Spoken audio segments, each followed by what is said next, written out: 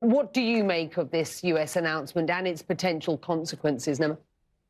Well, it's a very clear message ahead of the already once postponed Ethiopian elections that there will be no credibility with regards to the way that the international community views Ethiopia until the conflict in Tigray has come to a resolution. What we're trying to pass at the moment, Becky, with regards to the financial assistance that the US gives to Ethiopia, that's very clear that they're going to pause everything but critical aid, critical humanitarian assistance, which will be a very big blow because Ethiopia is the largest recipient of US foreign aid in Africa. What we're trying to figure out is how the visa restrictions are going to work, because there is a point of concern there. At the moment, the US supports a joint mechanism between the Ethiopian Human Rights Commission, which is a state-appointed body, and the UN to investigate the atrocities in the Tigray region. Now, is it going to be via these investigations that the US will be basing its travel ban?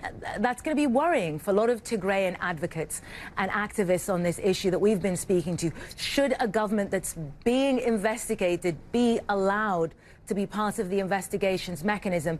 And if so, will that mean that this move on the part of the United States, while very welcome, is purely cosmetic, Becky?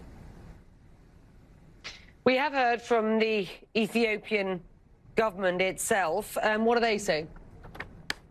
Well, in addition to what would be expected, their disappointment about the impact that this is going to have to the US-Ethiopian relationship, the key line that jumped out to me was their categoric denial that there would be any opportunity to sit down and negotiate with the Tigray People's Liberation Front, the forces that lead in the Tigray region and are currently in conflict with the Ethiopians. They're saying categorically we will not sit down with the TPLF, and that is also going to be quite disappointing for the international community because the hope was that this was going to be a way through this.